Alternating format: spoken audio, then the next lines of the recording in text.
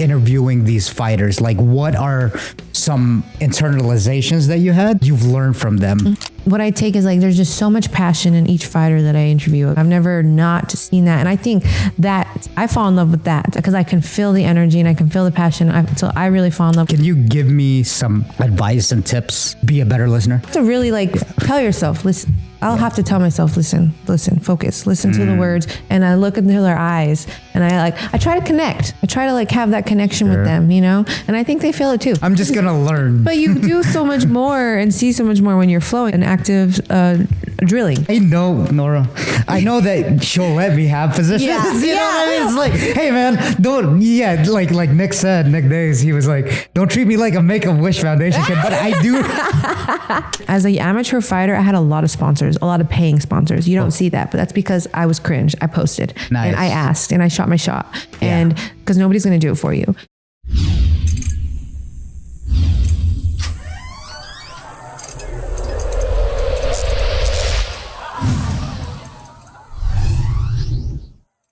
All right, Destiny. Who's the most interesting fighter that you've had the pleasure of interviewing? Definitely Forrest Griffin. That was an interesting one. It was, to me, from those small clips from the Instagram, it was like knowledge filled. It was very knowledge filled. Yeah. He is quite the character. Yeah. He's hilarious. He's a very funny guy. And he really took the show. Like, you having a podcast, so, you kind of make your bullet points. You come kind of prepared with questions you want to ask.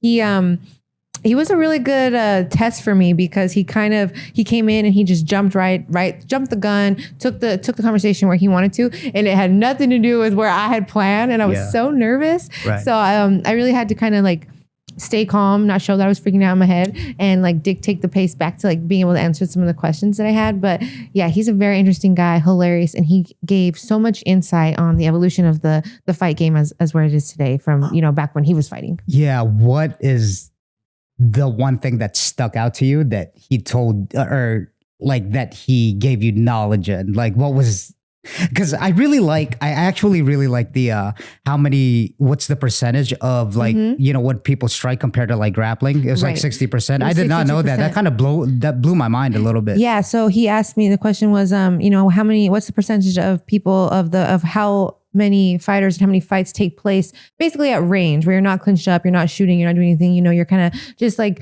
finding your range, throwing shot, looking for a shot. Exactly. Right? Yeah. Correct.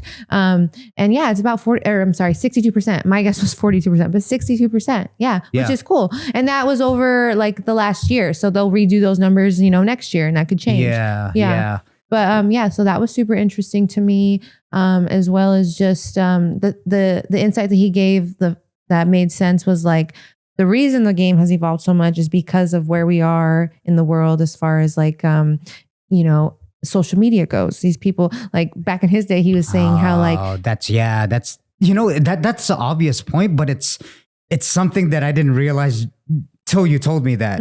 I'm like, oh yeah, there's this big thing called social media where people could learn off of. And you can just go watch back clips of something, you can go on YouTube and study, or, there's a crazy submission you watch on UFC, one night at UFC fight night, and you go Monday and, you're able to pull it up with your team and study that and drill that. Yeah. Whereas back in the day, like he said on the podcast, we used to go and pay $50 to drill in a little tiny closet and, yes, True. So yeah, the where everything is at nowadays is kind of one of the reasons the game has evolved so much. Yeah. And, I saw the conversation and you guys were talking about how these guys start at like 14 years old. Yeah. Nowadays, even younger. Yeah. I had Jackson over here. He started jiu-jitsu at like 3 or 4. Yeah, exactly. So they're starting jiu-jitsu at 3 or 4, but Nick, when he says 14, 15, I think 16, 17, he's talking about when these guys are taking pro fights at 6, and at those ages, yikes, which is crazy to think. Like where, what the fuck? Yeah, it's scary. It's crazy to think where the evolution, like even just seeing the evolution of the game to where it is today, even from compared to when I began, 10 years ago, is leaps and bounds different. Yeah. But so it's crazy to think where it's going to be in another 10 years, like even Morales who fought Burns over last Saturday night. And now he's fighting, gosh, who's he fighting? He just got matched again. It's on the tip of my head. But anyway, he is only 25 years old and he is like a phenomenal, and he's not even in his 25 is not prime for a man. You know I think mean? it's like 30. Well, they were talking about LeBron James, like it was like 31 or 32 at the peak. Yeah, I think like fighting, it could be maybe 28.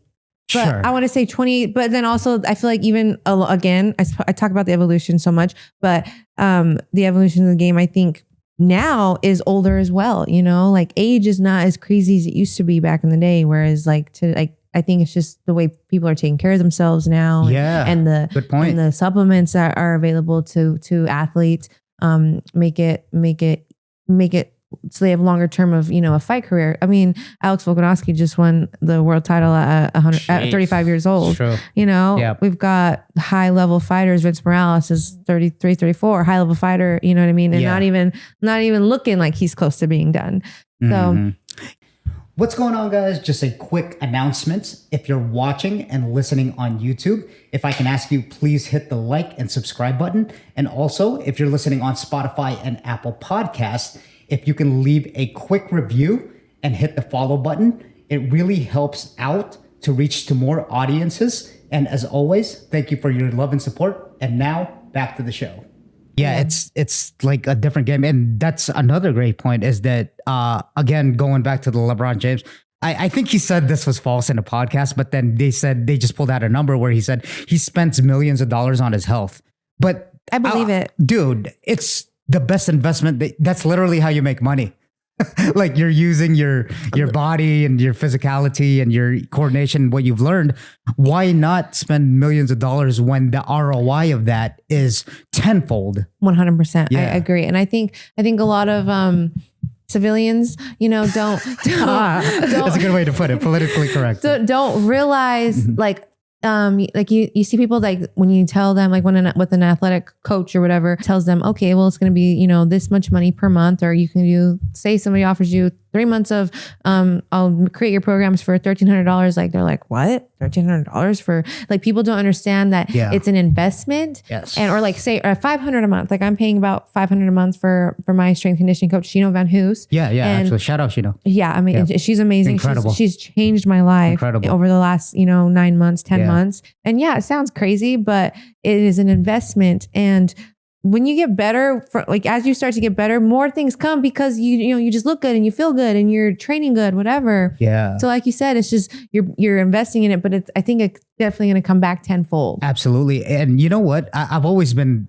like the internal kind of guy. I was on this kick, right? I'm really into self-improvement. And then I'm like, yeah, everything has to be like internal. But actually, man, this was a recent revelation for me, is that your external world, like the things that you buy, if you do it right, can kind of like manifest you into the person that you want. So say, for example, right? Like I've always been like, well, why do you got to buy like a nice car? And don't get me wrong, it doesn't have to be like a crazy, Lambo or something like that. But it almost, you're not your circumstances. You're almost like, you're living out your future self almost. It's like kind of like, you feel good about yourself, the clothes that you wear and all that. Exactly. So that's like my point. I've never been that type of like, well, why do I got to buy an expensive car? Actually, it makes you feel a certain way to where, you're almost visualizing and manifesting yourself in that income bracket or whatever you want to do. Exactly. And it's like, if you're not spending the money on that, what are you spending the money on? Sure. You know what I mean? Like you're eating out, drinking, stuff like that. Like or even Shino actually brought this up to me. How many coffees do you buy a month? That could be like, you got to think coffee nowadays is $7 to $10 per hour. Yeah. I only allow myself one a week. But when you actually do the math, you're like, shit, I could have put that towards towards some health and wellness. It's true. But then that's kind of like the whole another thing within itself, because it's like, okay, coffee and then health and wellness. There's another aspect to health and wellness where you actually have to get up and be healthy and wellness. Like you can't be just buying supplements and then doing it. It's absolutely doing it. And like everybody struggles with that, including myself. When I first started working with Shino, I mean, I've been an athlete for 10 years, but it's an up and down thing. It really is. And even when I first started working with Shino, I wasn't as consistent as I was. I don't think I actually got 100% consistent until I started seeing the results. With Shino, sorry to cut you off, No but worries. then with Shino, are you doing strength and conditioning with her or just overall? Like, what is the program? Yeah. in that? So yeah, it's strength. I mean, Like body when we transformation, you know what I mean? Yeah. Well, at first it was body transformation for sure. It was when she had so she went to school, for kinesiology. Yeah. She went to school for that. And then her whole plan and career plan was to be a strength conditioning coach. She wants to work with high level athletes. And so I was kind of like one of her first, almost like a test dummy. And I told her once she graduated I was like, okay, I want you to make my program. I want to change my life. I hated where I was at. I was just depressed in a dark place. I hated the way I looked. But I wasn't doing anything about it. And so we started. And even then, like I said, I wasn't that consistent. But as I started seeing the results, I started to fall in love with it more and just moving better. But the thing I love about her is like I said, I've been doing this shit for a long time. Yeah. I've worked with a lot of high level strength conditioning coaches.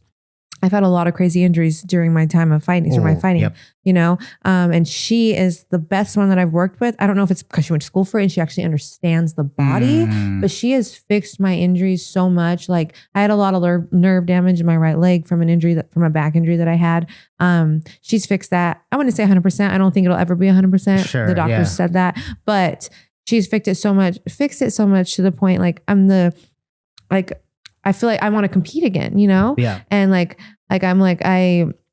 yes, I'm in good physical shape, but when I say like I'm in the best shape of my life, I don't just mean that. I mean like injury wise as well. Like I'm moving better than I ever have, since I've been injured over the years. So yeah, she's not just my strength conditioning coach. She's also like my rehab, Yeah, she's pretty much transferred your life. Speaking of which, can you talk about why you were depressed? Yeah. Like why was it just a kind of like I guess you could say, because most women, with social media on the rise, it's like the body image thing, right? It hits them No, a it lot wasn't that. more. It was, so like I said, I went through a lot of really bad injuries. Yeah. They were back to back, both surgery requiring, both 2 weeks before important fights. And so after the second one, I just kind of fell off. I just kind of was like, what the heck? I love this sport. I've given it my life and it just keeps like this game doesn't give a shit. It really doesn't. It really doesn't. You can give and give and give and it's going to take and take and take. Yeah. But when you do get that little bit back, it feels so good. And that's why we do it. That's why we love it. But the glory. Yes. Yeah. But I got to a point where I was just so heartbroken by it all and just like, maybe I'm not built for this, and then I took time off. And then I actually ended up at Syndicate, started training there. But at that point, I was already kind of like in my head on my way out a little bit. Like I just wasn't loving it. It was more like a job. I was forcing myself to go train. I hated it. And even at this point, I was out of shape. I was overweight, drinking all the time. And then yeah, I did finally just one day decide like, I don't want to do this anymore. I'm done. I don't want to fight anymore, guys. Like I sat down with my girls and, Shino, Emily, and I was just like, I think I'm done. I don't want to do it anymore. And, then from there, I just spiraled into a black hole. Right. Yeah. Thinking that's what I need. That's what I needed. But it ended up being the furthest thing from what I needed. And then I just went way deeper, way more off the deep end as far as like drinking and stuff went. Cause I had no other reason, to not. And you want to kind of like numb what was going on. And, I wasn't training and I just got really heavy, really out of shape. Just like I said, partying all the time, kind of fell into like, I'm a bartender and kind of slipped into the industry lifestyle for a little bit. Yeah, dude. That's a tough one to get out of. I've worked the industry all my life. I know. Yeah, you get it. Clothes, You've seen it then. If you weren't in it, you've at least seen it, Yeah, it's a very, like not to go off to topic, and we'll get back to it. The industry sucks. I've seen so many people that, okay, you are your environment. 100%. If that's the case, like, and if you're so prone to drinking and that's the thing that you're turning to. Oh man. Like when you gave me more context on you being in the service industry, I was like, oh shit. Because that's just you go. And and I've never actually said this to John Wood. If he hears this, he's going to be like, but when I got the job, started bartending, because I've always been in the industry, but not like this deep. I started bartending. So once like that is just deep, and don't get me wrong, I'm still bartending, but I've taken my control back. It doesn't have me anymore. Like I've got me. But when I started, when I got the job, it was like shortly after that I was like, I don't want to do this anymore. I don't want to train anymore. I don't want to fight anymore. But when I got the job, John Wood was like, just be careful. Like, I don't know if that's a good job for you to have, because I've seen people, it take people down, and they choose they choose that over, what they really want. You lose sight, basically. Yeah. And I was like, that won't happen to me. Sure. That won't happen to me. And then sure enough, it did. Yeah. And yeah, it took me down for a little while.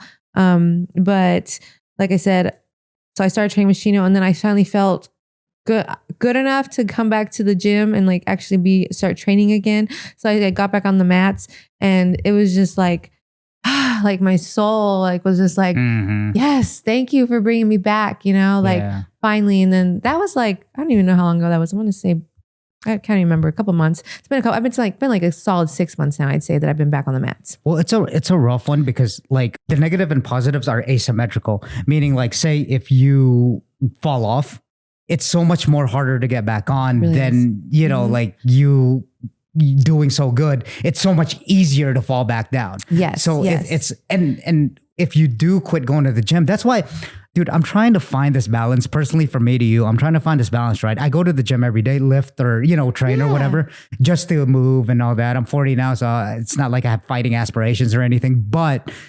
I have to find the balance between like, okay, am I overworking my body? Because I don't want to fall into the trap of, oh God, I didn't work out for the day. Am I going down? You know what I mean? It's like this, like you down. Get guilty. You get guilty. And that's only a day. Yeah. You know what I mean? But your body, it's like an addiction. Your body's so used to moving around. It's the best addiction. It's the best addiction. You're right. But then when you, like I said, when you take a break, it's like, but when you fall down into a slump, it's almost like good luck getting back up there, because it's so rough on your mental, right? That's what everyone has a problem of. Like everyone's absolutely always so, that's why they don't start a lot of things, because it's so hard to get past the inertia. Yeah. It's scary. It's scary. Or even like, I was scared to go back for a little bit, because I was like almost embarrassed. Like people weren't going to want me back or something, but so I absolutely love Syndicate from the bottom of my heart. Like those are my people, like I was gone, and then I come back, and they're just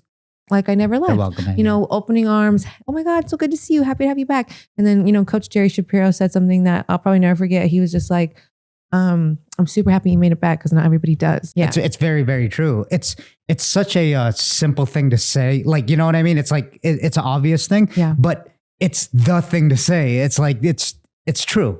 It's like, that's definitely, you pretty much are coming back. You're probably in the top 5% now that just, made it through and came back. And because I know we all fall off a little bit, Sure. but yeah, not like you said, not everybody comes back, but I'm so grateful that I did. Cause this time around is so much better, to be honest. Like, I feel like I'm doing it because I love it. And now I'm getting to the point where I do want to compete again. And you look good doing it too. I saw your boxing videos and, hitting the pads. And look, I'm just going to be transparent. I see a lot of people hitting pads. I'm like, ooh. I'm like, oh man, the hands are going down a little bit. Like, you know what I mean? Your day job. Yes. Like, ooh. Yeah. Hey, I'm glad you're there, but ooh. Yeah. No. Tell that coach, well, thank you. Thank you so much. Yeah, for sure. I'm very happy. I'm very happy I made it back. So I want to get back more into like how you got into like commentating, because I think it's like it's a great skill to have, communication, how you ask questions, you get better over time at asking questions. What's some of the things that you've learned from, I guess going back to it, interviewing these fighters? Like what are some internalizations that you had that you've learned from them? What are the patterns? What I notice is, these fighters just want like a platform to tell their story, and like, regardless if they're Forrest Griffin or, I'm interviewing Eric Beck in a couple weeks from the gym as well. He's barely starting his pro career, but like, regardless where, I like to give them their moment to shine, like, awesome. Like, and tell their story. Like, it doesn't matter what level you're at, you're putting in the work, you're putting your everything on the line to go out there and do this. So I like to give them that. And like, what I take is like, there's just so much passion in each fighter that I interview. You know, I've never not seen that. And I think that I fall in love with that because I can feel the energy and I can feel the passion. So I really fall in love with that. And then like the takeaways, like that it's taught me and I think made me a better person is actually I've learned to listen to people. Dope. I love that, man. That's kind of what I was looking for, honestly, because now that we're in like the same space, it's like, oh, dude, the listening thing is such a big thing. But go on before I, of course, because like some people use, and I've been told this. I don't really notice or judge people on this, but some people have told me that watch my interviews and stuff like you're compassionate. You actually looks like you give a shit. Some people just want to get to the next question, but you it doesn't make you a bad person if you interrupt people, because that's actually a problem that I had. And that's why I say it's something that this taught me that, because it's so easy to talk about yourself. And especially when you've done it and somebody's talking about something that they're doing, it's so easy to be like, oh yeah, well, when I did it, And so actually Mackenzie Niebert from the gym, you know her? Yeah. So she does reporting, commentating with the UFC. When I first got into this, she is somebody whose brain that I picked. Yeah. And that was one of her tips that she gave me was, it's not about you. Yeah. It's about the fighter. Right. Don't talk about yourself. And so I took that, and that little tip that she gave me really has made, I feel like, cause like, don't get me wrong, it'll come into my head where I'll want to be like, say something that I did similar to what they're talking about. It's natural, right? But I'm like, no, because who gives a shit what I did? This is about this person and their story, and this is their time to talk about it. Absolutely. And so then I stop myself, and then I focus more, and I actually take in everything that they're saying. Right. And I get so much more from it. But man, going back to that advice, that's great advice. So now that I'm venturing out and not just doing the podcast, I have my hands dipped, I think, in too many things. But as far as business, I think in business, sales and marketing, from all the books I've been reading and all that stuff, are the most important. And that's a great point that you brought that up, because this relates to all aspects of life. Now that I'm learning is that whoever's asking the questions is in control of the conversation. Mm-hmm. I love that reframe. So whoever's asking the questions, the other person has the spotlight on them. Absolutely. Right. That's like a good kind of a turning point, because listen, man, I mean, and I'm a freaking guy too. And then I'll tend to like talk about myself too much, and I'll catch myself. I'll be like, it's a human. Yeah, what? Like, we're human. Yeah. You know what I mean? It's kind of like they say, oh yeah, I also have a kid that, it's like you're trying to, I was reading this book. It's called The Go Giver. And it's about giving to people and stuff like that. And the main thing is people try to one up each other. Mm-hmm. They're trying to be like, I went to the boxing match and I won that fight. And then it just goes back and forth. It's like, I remember when I went to the boxing match. Like, you don't even realize you're doing it, and then you did it, and then you're kind of just sitting there like, damn, I shouldn't even have said that. So I feel like I've definitely, Mackenzie's tip like that, I don't do that anymore. I listen. I pay attention. Yeah. And that has been so much more for me, because then I'm able, like, I could tell you like all my interviews, like I could tell you what went down, what was said, like, cause it was something that I took in, Yeah. So can you give me some advice and tips to be a better listener?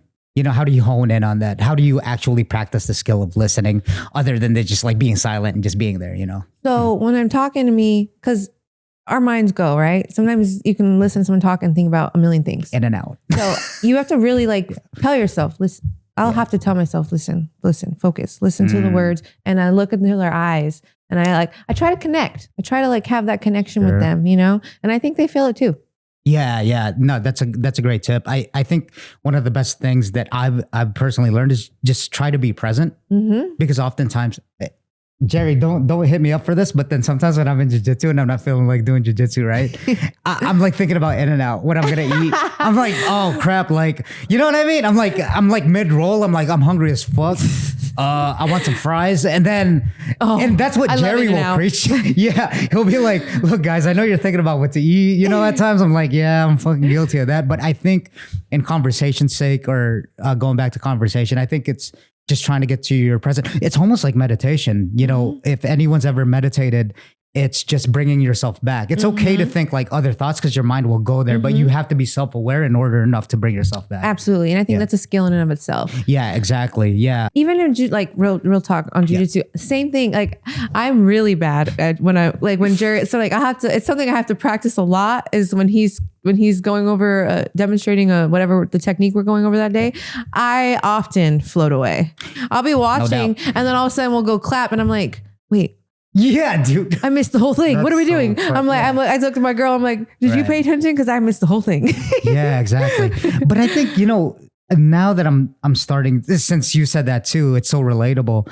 I think that's just human nature, man. I think I'm the only one doing it, and then I think I'm terrible for it. But then I know like 10 other motherfuckers are saying, "Oh, dude, like I don't want to be here right now," because you do have those days. Like we are human. I get up, I'm like, "Oh God." No, I'd rather freaking not. I'd rather not. Right. And then it's funny though, because sometimes you have those days and then you go and you have the best practice of your life, dude. Yeah, straight up. And there's that one quote where it's like, you when you go, you never regret it. Yes. Right. And that's so true. I can literally, and I always tell myself that, just go, you will not regret it. Yeah. When you're walking out and then you got them endorphins and you're high, you got that high from training. Oh, there's nothing better.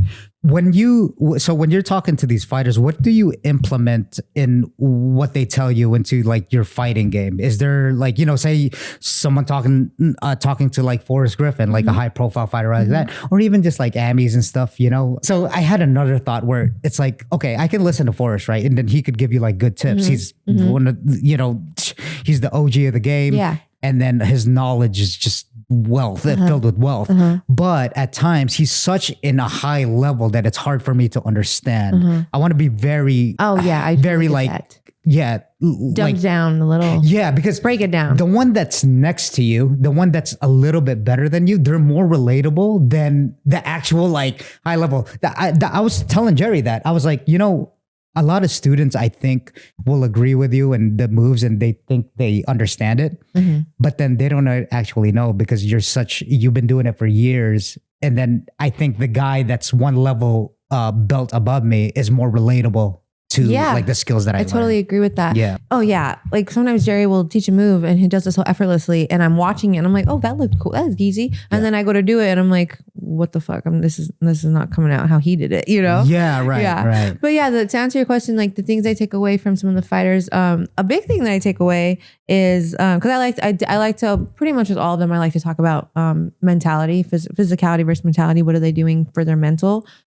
training? Yeah. So I take a lot from that and try to add it into my own life. Whether people, like some people tell me, like I had one guy, he tells me that he journals. And I actually picked his brain on that afterwards. And he actually showed me the way that he journals and stuff. And I've kind of taken that into my own day to day.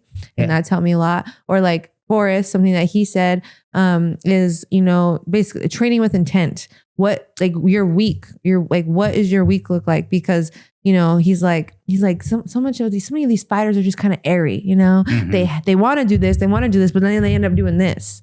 So it's like they say they're going to go into that a little bit more. Yeah, they'll say like, I'm gonna train here at this time, and then I'm gonna train here at this time, and like it's all these things that they should be doing. But he's like, but then they turn around and they trained at this practice that had nothing to do with what they needed to do, type stuff. So it's like so you should have more intent for yourself. Yeah. And that helped me a lot. But yeah, so I tried to, and then even Jerry said this the other day at practice, I think, like you guys are, he said, like, I work with you guys and you get a little better, a little tighter at what you're doing, but you're not really advancing. And that resonated with me a lot because I feel like sometimes that might be kind of where I'm at. Like I told him the other day, I feel a little bit I'm plateaued a bit. And I think I'm getting better at what I'm doing, but I'm not really advancing. And so I took his advice that he gave that day of practice, like, tell yourself, I'm going to come into practice today and I'm going to work on arm bars every time. Every round I go, I'm shooting for an arm bar. Intentional. Yes. Intentional. Training with intent. The plateau thing is interesting because I think everyone goes through it. Yeah. Right. Like it's the word. It's kind of like you're in the valleys and peaks. You're just like stuck in the middle. And then sometimes it takes a long time to get out there. I think that's why they say that because like the more you're intentional about it, the further out that you'll get out of that. You know what I mean? So I recently kind of had that as of recent. I do Muay Thai and it's great because for me, it breaks the monotony of having to, do the same things over and over. Now, I know you could train different things. I know you could train arm bars, get out of mount, positions and stuff that. But then I think just doing something else gives you that time for like your creativeness and jiu-jitsu be like, oh, you have to step back a little bit and be like, oh, that's what I'm doing. That's not getting me to progress. Because I think if we do jiu-jitsu, and hey, look, like people have different methods, don't get me wrong, but if we did it every day, 2-a-days, we're always in that, I guess you could say hecticness of like rolling all the time. And then you're not actually thinking about like, oh, I keep doing the same thing. That's why I keep getting caught up in the same move. Right. Yeah. I think don't really do this as much as I used to, but I think it's really, I'm actually doing it today with a bunch of the girls that are in town. Yeah. We're going to all get together and have like a drill session, like an hour drill session. Yeah. Cool. So I'm really excited about that. And I think that we should do that more often because I think that drilling is so important, so important, just instead of constantly like, and also I feel like I never, like yesterday, I was like, I'm just flowing today because I was so sore from Monday's rounds because we did freaking 15 rounds. Yeah. I think I only did 13 to be honest, but still a lot of rounds and they were all tough. I threw up. Yeah, right. Hey, man. They were all hard rounds. At least you're transparent about it. Yeah. But yesterday I was like, I'm flowing. And then I realized, I don't think I've ever said I want to have a flow day. Like I'm constantly just always going. And I'm like, it's okay to flow sometimes. You don't always have to be going so hard. Straight up, dude. Straight up. Like that's like my lazy day. I'm like, I'm going to flow today. I'm just going to learn. But you do so much more and see so much more when you're flowing. It's almost like it's almost like an active drilling. Sure. Yeah. I think with flowing, I think at least for my definition is just slowing things down. Yes, absolutely. To be in those positions, you know what I mean? And like you're not fighting so much. Like you get something and then you kind of let your partner transition into their own, So I'm actually, after doing that yesterday, I think I'm definitely going to add that to my training regimen at least once a week. Like a flow day. Every one practice a week is going to be like a flow practice. Right. Like I think, with Nora, I love rolling with her because most of the time it's a flow, but not really. It's like in the middle. Dude, almost. She's so good at dictating like such a, I think it's the level or something. Yeah, it's levels, man. Like she'll, I know Nora, I know that she'll let me have positions. You know what I mean? It's like, hey man, like Nick said, Nick Days, he was like, don't treat me like a Make-A-Wish Foundation kid, but I do.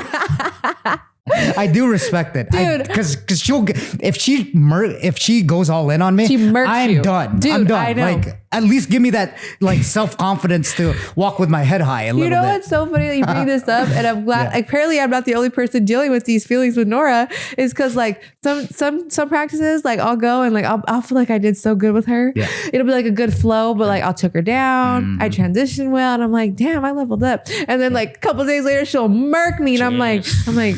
Yeah, she's just being nice. No, straight up. Yeah. No, like when she turns it on, she doesn't even say nothing. She's like, oh yeah, we're not. She just turns it on. And I know I rolled enough with her to like know that I'm like, oh, she's on it today. Yep.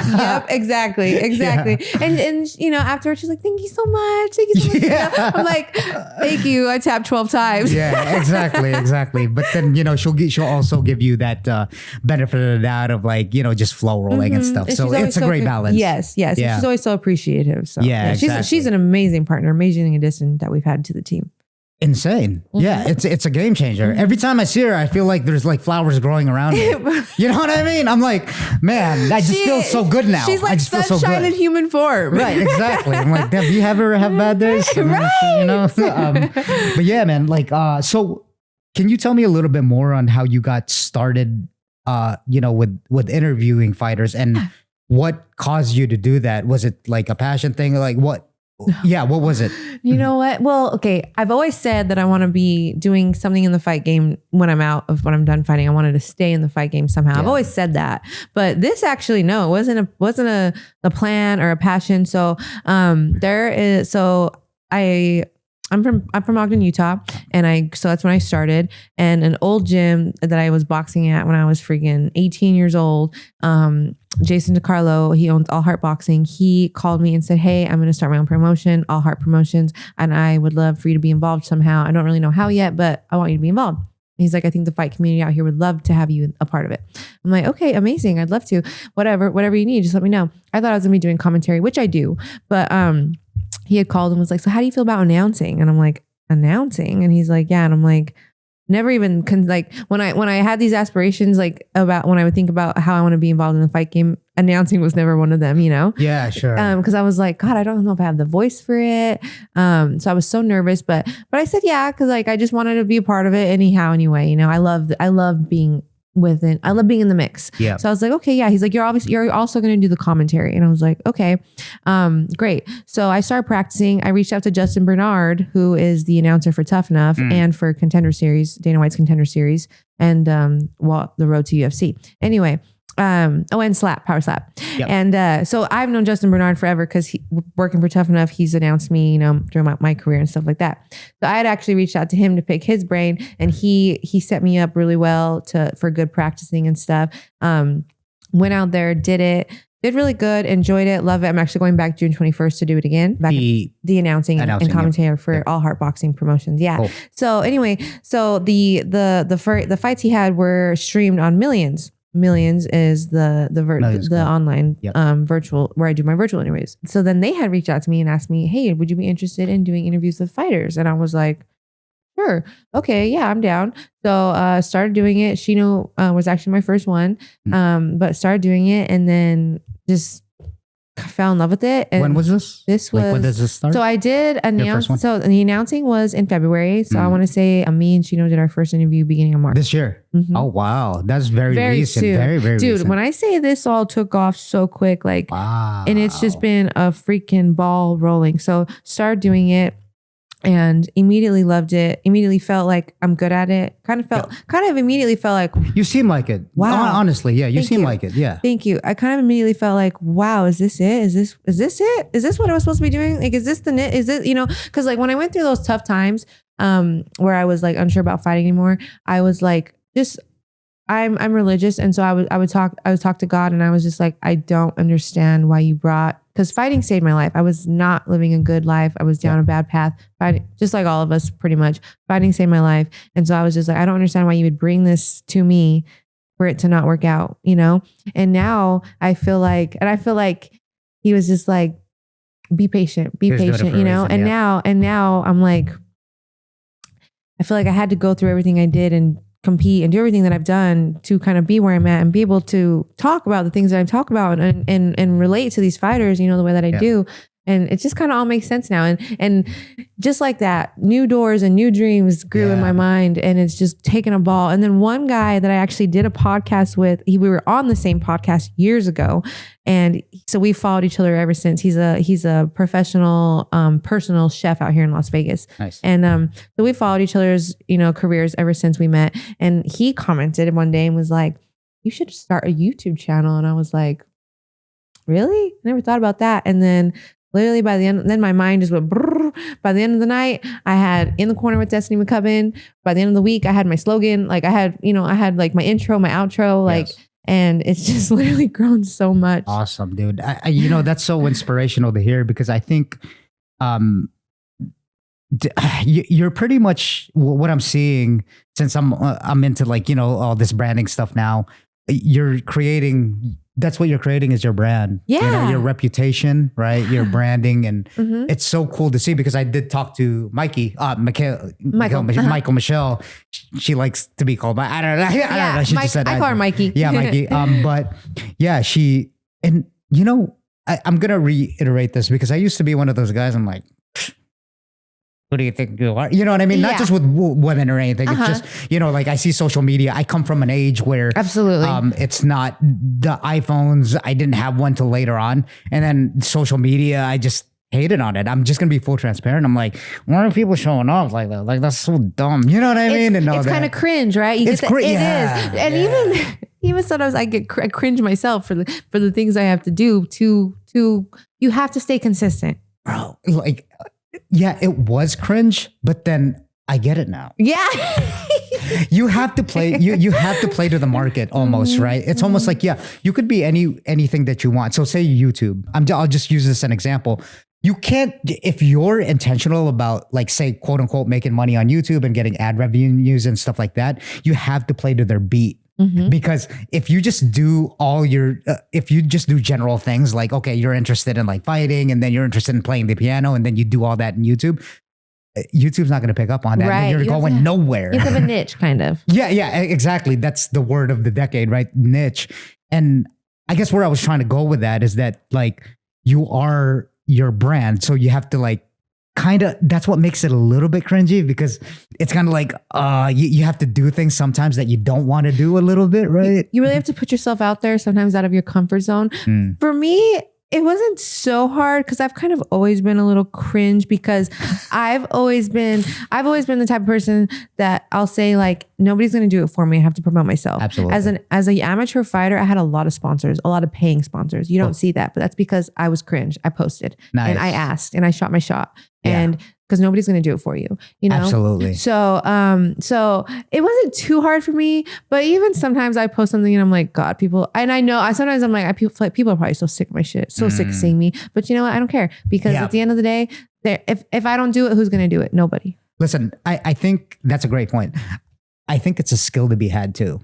Okay, so when I started posting, and this was, again, we talked about this pre-recording.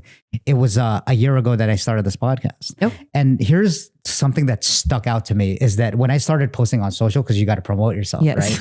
And then you'd get 1 like or 2 likes. Oh my God, I'd be like, damn, I'm a fucking loser. You know what I mean? It's like, dude, what the hell? It's like, why am I doing this? And like you question your whole existential being. Nobody likes me. I'm a loser. No, it's straight up like, and then you have like some animosity. It's like, wait, my friend saw this. She didn't like it. What the fuck? Like, you know what I mean? That part. It's like, what the hell? I'm like, my friends didn't even watch my interviews. What the heck? It's like, it's just a weird dynamic. And sometimes what you come to find out, not to be too dark and pessimistic about it, is that some of your close friends, I'm going to go here. Some of your close friends don't want you to go there. Right? Because they want you to stick in the same. God, I feel that I feel that in my bones. It sucks to say because you've grown up with them. But then when you start, it's crabs in a bucket. It's almost like, hey, yo, where you going, bro? Yeah. Where you going, Why bro? are you leaving us? Yeah, What the, no, dude. When your mindset and your beliefs change and then you tell them, they're like, what? What are you talking about? It's like, and then they try. It's just poor. I'm in the middle of doing like something like that, like just today. And I'm like, it's so weird, but it's like some people are just narrow-minded and like don't chase dreams. Yeah. And you know what? A part of it is that I think because we're systemized. I think because like say me and you, we're bartenders, right? I'm a server. I used to be a bartender, but then we fall into like the W-2 category of being systematic into like doing the things like, wait a minute, like I'm not going to get a check. And then people get scared. It's like, how am I going to live? You know what I mean? And people don't like to invest themselves because they like to hoard the money. It's a system that we've been taught, like, you know, in some sort of way. That's why I kind of get it. I don't want to put too much like stock on saying, well, they're just a hater. It's just, I get it because that's what we were taught subliminally growing up. And it's comfortability, you know, it's comfortable. Like it's like, you don't want to take a risk. Some people don't want to take a risk. And I get that. But like I've always said, like I will not be like one of those 35-year-olds behind a bar. You know, like I think everyone says that in the industry, right? I don't, and then they are. And then they are. They're like, there's some people working at steakhouses. They're like 60 years old. Or some are just like, no, I'm going to do this forever. Like this. Right. And I'm like, I could freaking never. Dude, like before, crazy. But like before this came about, I was like trying to figure out ways to get into like event coordinating with like the big hotels. Like I already had plans. I knew that I wasn't meant to do like the small shit, but like I knew I was meant to do something more. But yeah, like, but that's me. That's my mindset. Some people are okay with, you know, the smaller things, and that's okay. Yeah. But don't dog on your friends because they're chasing more. Exactly. Yeah. It's a weird thing. And it's something that, personally for me, I had to learn up and grow because look, whatever I am now, I wasn't before. Right? I used to be a hater. Now I'm not. I used to be this. Now I'm not. Right? You learn things along the way. And then just to be able to be a shapeshifter and change those beliefs is everything. Yeah. Like, you know, I used to not care about what people had to say. I'd be like, okay, shut the fuck up. You know what I mean? And then now I'm the most curious person ever because that's how you learn and grow, right? Yeah. Yeah. And going back really quick, I wanted to say this is with the whole likes thing. There's now a little thing you could click and it says, and it hides the likes. Did you know that? Right. Yeah, absolutely. I always put that on. Yeah. No doubt.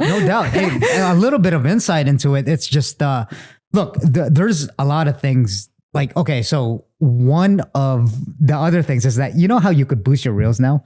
I've always been like kind of against it. Oh yeah, I never have though. Because then you're technically buying your followers. Here's the thing. And you know, I'll keep this as general as possible.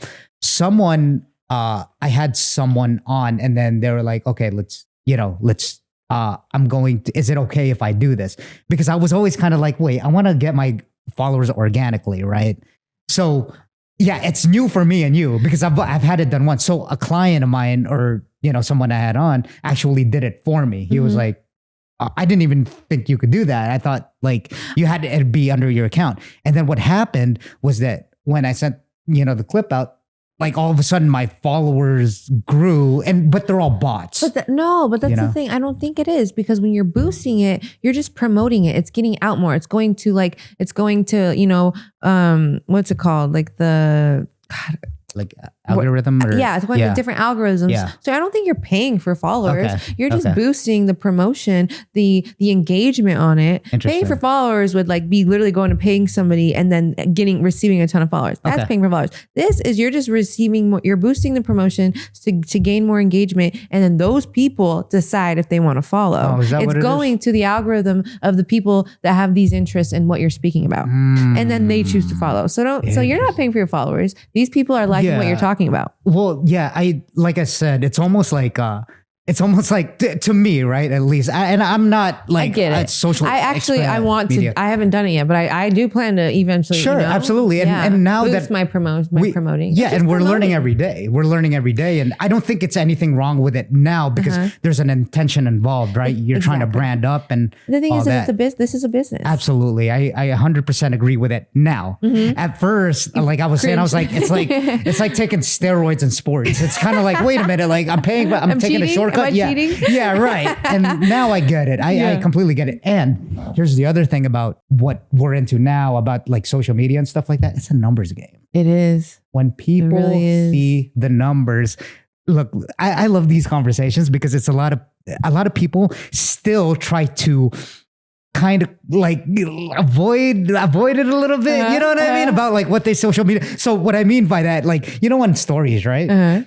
Like sometimes, this was before, all right? Like a few years ago when I'd have a crush on someone, I'd always check to see if they check my story, right? Constantly. All the time. Constantly. And then the thing is that, so my point is to that is when you talk to some people, they're like, oh, what'd you do this weekend? I was like, dude, you followed my stories probably like 60,000 times, motherfucker. Like, what do you mean? You've seen it. Yeah. I know you did. Why are you trying to like snake your way around? Like you didn't see my, you know what I mean? Like you're trying to feel important or something. Yeah. But yeah. So anyway, back to my point.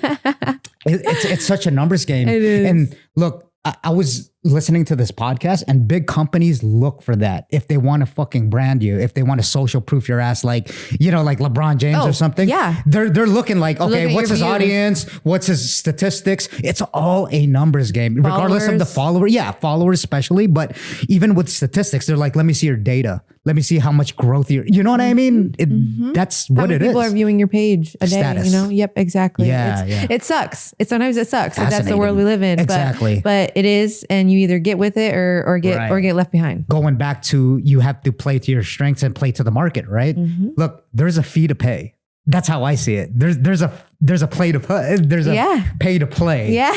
And risk it for the biscuit. Exactly. And look, it doesn't mean that you don't have to be inauthentic, right? Absolutely. You can definitely be yourself. It's just like, I think sometimes, you know, when we say the word cringe and stuff like that, it's like, you don't like to look at yourself in the camera. Hell, when I listen to myself back, I'm like, I don't like the way I talk, you know? I totally get that. And no, I love that you said that, be authentic, because if you ever see some people that you know doing this and they're not being themselves, or they kind of like, they let it get to them a little bit and they change, you know? That reminds me of like, and dude, I love the way this guy fights. And this is at a high scale, but then like Colby Covington. Okay. The thing is, I liked what he was doing because he had to do what he had to do. He was almost going to get cut from the UFC. And then if he hadn't done that Damian Maia thing in Brazil, like, I thought it was hilarious, and not because like, you know, it was kind of racist, racist a little bit, but I was like, oh shit, like, damn. And that's the thing too, is again, nobody's going to do it for you. Sometimes you got to do crazy shit to keep, to save your ass, you know? And like, that's just what it is. And not everybody's going to agree with it. You don't need everybody to agree with it because again, and I wanted to say this earlier too, like it's all of our own journey. You do it how you wish, you know, who gives, again, who cares? Who cares what anybody has to say or think? Do you think that comes with age and wisdom? Because if you're younger, you know how it'd be. It's like a high school, like, it's like, dude, what? I don't want her to think of me. I want to, you know, and all that. It definitely does. And I think I'm definitely in like I'm entering my wise era. You know, I just turned 30, definitely entering my wise era. But like, even when I came back to training and stuff, like I said, I was a little nervous and embarrassed, but then I finally was like, even to post about it, you know, I don't want people like, oh, she's back. All of a sudden she's back type stuff. But I was like, at the end of the day, like, this is my journey. And and it's my martial art. Not only is it my life journey, but it's my martial arts journey. And if I decide to take 2 years off and come back and do it all again and just take 10 fights again, if I decide, then that's my choice and that's my journey. And it doesn't concern anybody else and everybody else should look at their journey that way. Yeah. It's none of anyone's business. Exactly. Right? Yeah. And you know what's funny? Like, you know, even when you're trying to convert people, again, going back to marketing and sales, because it just relates to all life. If you have like 1,000 followers and you're trying to sell a product, and I promise you this relates, you're probably going to have like 15 people buying it. But those 15 people are the ones that are hardcore to you, right? Like your brand, not everyone's going to like you. And I think people get down on themselves and they're like, oh, they're trying to impress everyone. But the people that like who you are your hardcore marketing fans. Like they're going to fucking die and ride with you all the way to the end. Yeah, it's not, you have to get 1,000 people to like you. Those 15 people, they're going to refer you. They're going to, support you. They're going to buy your products. 100%. Man, I heard this thing the other day and it said, you ever notice you post something and you get 10 likes, but then you post a story and you get 400 views? Right. Not everybody likes you. Exactly. But you're curious, aren't you? You're curious, aren't you? They just want to see what you're doing. You know what I mean? They don't like it. You praying for that downfall? I'm like, this got so many views. If you guys just touch that little heart. Interesting, touch that little heart. What do you think that is? Oh, God. What do you think it is? I mean, I wouldn't say it's all hate. I wouldn't. No, I don't. I agree. Yeah. I do it. And just like, I'll see something and I'll be like, oh, cool. And then scroll mindlessly. Sure. And I'll be like, and sometimes I'll catch myself, oh shit, I didn't double tap that. Let me go back. Yeah. But I do it. So so it's just, everyone, right? Yeah. I definitely don't think it's all hate thing. I think some people definitely are haters.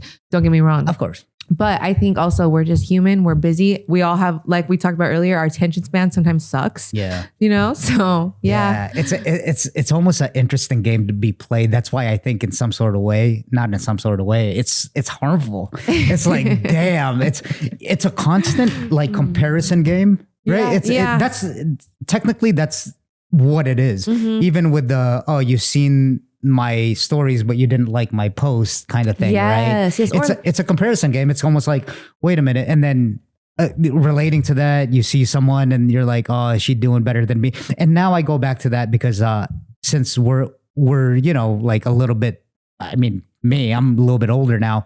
It's kind of like, I don't really give a fuck anymore. Honestly, like I'm looking at what I'm doing. Like this is going to be broadcast to the world, you know, technically, and it's getting a lot of traction. Yeah. And the more traction I get, and I'm thinking like, wait, do I have to act a certain way? No, I don't give a fuck. Like, no, that's me. And like with my, you know, my podcast or my channel, like, my thing is like real fighters, real stories, real talk. Like I like to keep it raw. You say what you want. You say what's on your heart. You want to say fuck this, fuck that. You say it. Like don't hide that. You know, be you. And like I also want to be me. Like there was some like when I first started, I was like, oh, I should probably wear this and dress super professional. But I'm like, this is when I work for Tough Enough and stuff like that, or I'm doing an interview for Tough Enough or another promotion or something. Yes, I'm dressing professional. I'm bringing my best professional self. But when it's my YouTube and my channel, I'm gonna be me. I'm gonna wear what I want. I'm gonna talk how I want to talk. You know. Yeah. And like, same thing. Like you said, like it's your brand. Yes, that's exactly who you are. This is who I am. Yeah, I'm not going to change for anybody, and people are going to like it, and the ones that don't. That's and that seems exhausting too. To be someone else, it's like, wait, what? Like I have. You're a script if you're going to do that. Exactly. Right? Yeah. And I mean, this was scary too for me because not only am I doing this and like you said, broadcasting it to the world, but I jumped into a man's world. I jumped into a man's world to talk about man shit. Man. That's a great point. And like you see a lot of women do it, but you see a lot of women getting hate on it. Like, Absolutely. you don't even know what you're talking. These girls don't even know what you're talking about. She sounds stupid. So that's something I worry about too. But I try to be as, but again, I've lived the lifestyle. I've done it. I've been in there with these guys, and I feel like I'm blessed because I feel like I get a lot of respect from these fighters. Absolutely. They don't look at me or talk to me like I don't know what I'm talking about. Agreed.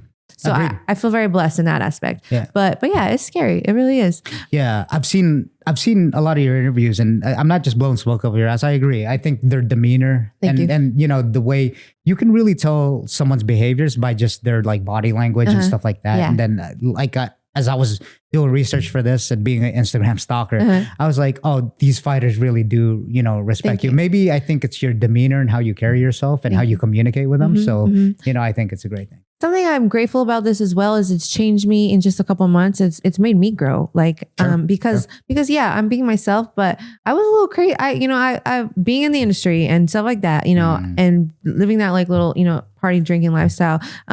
Even when I started getting better, I was still drinking and stuff, but posting things that the world doesn't need to see. And this has really reeled that back in because now I've got eyes on me, not only like everybody, but young kids too. And I need to carry myself better. Absolutely, man. Couldn't have said it any better. On a smaller scale than that, not so important scale. It's almost like sometimes I'll be posting food pics.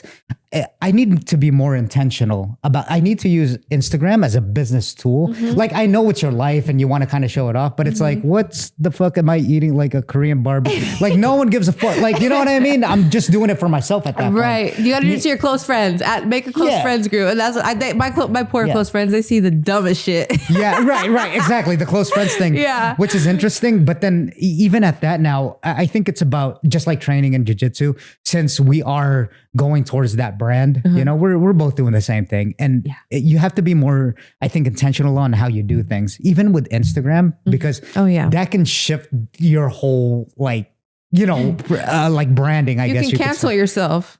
That too. Yeah. I mean, that too. And that's another thing within itself, right? It's kind of like, wait, what's the boundary? Yeah. Like, you want to be yourself.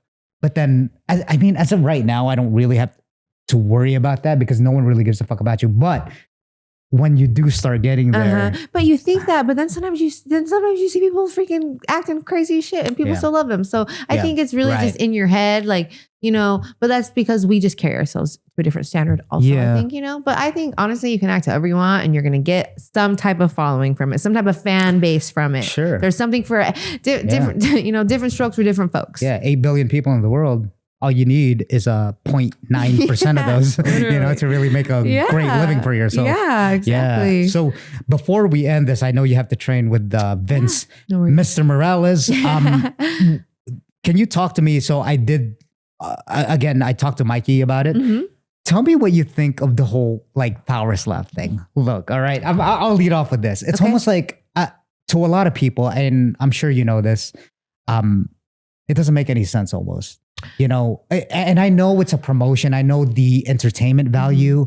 I get all that, right? But to be candid, as combat, it doesn't make sense. Yeah, and I get Mikey was explaining a bit of it, and I get the exposure. I get the branding. I get the money and all that. But just to be real, it's like, do you think it's mostly for exposure, or because I have a time understanding like, just sit there and slap each other. Like, I think just most people do. That's why people want to know, right? Yeah. To be honest, this is going to be my first time doing it. And I am still trying to understand that too. I don't even know how you win still other than knocking them out or them fouling. That's really, I don't understand like the point system really. I really do think it's just like, I always say that it is between combat and WWE. It's real because yes, you're really hitting somebody, and yes, you can really get knocked out. Yeah. We're not practicing this in the back with each other and then going out there and putting on a show. No, I'm coming out there to knock this girl out on June 27th. I'm coming out there to get both my bags. You're getting hit, like literally, right? Like I'm putting in the work to do so. But yeah, I agree with you. I don't really quite understand the point. I know that it's growing and they're definitely trying to build a roster and stuff. sometimes I don't understand though. There's certain things that they do that I don't understand. So like I'm new and I'm just learning as I go. Sure. I'm very grateful for the opportunity with Power Slap. Thank you to my manager, Danny Ruby, and Erica, who runs Power Slap. She's amazing. I'm very grateful for it. But yeah, I'm learning as I go. But I will say that me being a fighter, before I thought it was silly shit. And then the opportunity got brought to me. But I take this very serious. And I know a lot of people don't. They literally think that you're just going to come out there and you're going to slap somebody and you're going to do good. That I get. Yeah. I feel like I'm putting in a lot of work. I'm practicing my slap, and people think that sounds so silly. Or people are like, oh, you're going to go practice. Yes, I'm practicing. And I can honestly tell you that from the beginning, when I first went to the slap camp to even just a couple weeks ago, my slap has improved so much. Yep. And my technique, the way I throw it, the power that I have, while still making sure that I'm not cheating and breaking the rules, because you can't pivot your toes, shit like that. Right. You know, so just like with everything, practice makes perfect. Everything's a skill. Everything's a exactly. skill. Yeah. And I am, and also like I think practice is so important. And a lot of these people aren't practicing. That's why you see the girl, like you see these guys knocking each other out because they're men. And they just got the power. You're not seeing these girls knock each other out. Right, the weight on it. But you're not seeing girls get knockouts. I think they can. I just don't think they're actually putting in the work to do so. And you got to think, muscle memory is everything. That's why practice is everything. When you go out there and there's all that pressure on you and you're freaking out and you don't have the muscle memory, you might not perform well. Yeah. You know? You are what you practice. Yeah, exactly. You are what you train. So do I understand 100%? No, but I do believe that the slap game can evolve if people take it serious. I think so. I think, look, the thing is that just like anyone else, the reason why I asked that, it's not like, oh, I just completely don't get it. Like I said, I get the entertainment value of it. I get that there's a lot of resources behind that, right? Dana White, UFC and stuff like that under that promotion. And what from Mikey was telling me, it gave me more of an insight because listen, now that we're in this, going back to the whole branding thing and we're trying to do our thing, there's a lot of recognition in that. And I know people won't understand till they actually put themselves in the positions that we're trying to get wherever we're trying to go. But it's more notoriety. Like I said, you have resources backing you. Mikey just said, I mean, full transparency. She told me here she got 30,000 followers overnight. Literally. She had a brand deal overnight, or something like that. Exactly. It's like, look, how can you hate on that? You're just exactly. It's because you're not doing it, Right. And like for me, like I need the money, and who doesn't?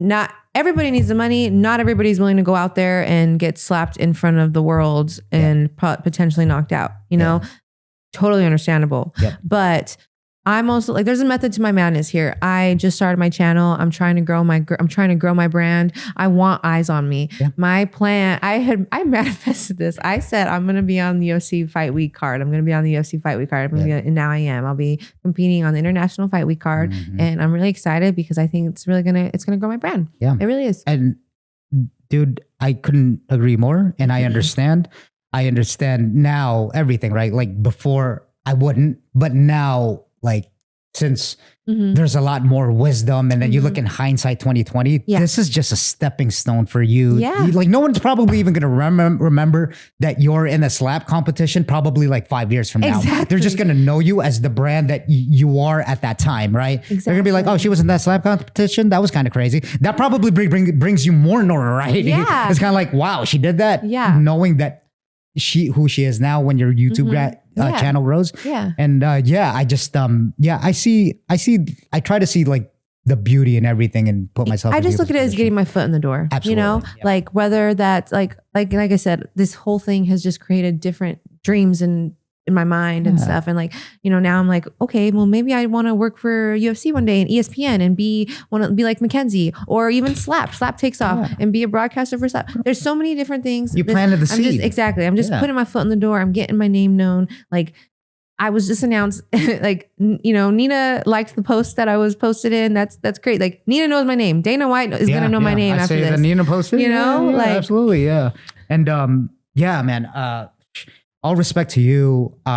This was a great I love conversations like these, man, because it just takes a wild turn, and it's like Nick Days would say, shout out. It's like I forgot what he said. It's like chaos conversation or Yeah, something like that. yeah. But I want to thank you for being on, and thank you for your time. Thank you for having me. This is awesome. I was looking forward to it. Yeah. So yeah, and we got to get together and have some coffee, and I want to pick your brain a little more. You already know. You already Yes. know anytime. Let's go. All right.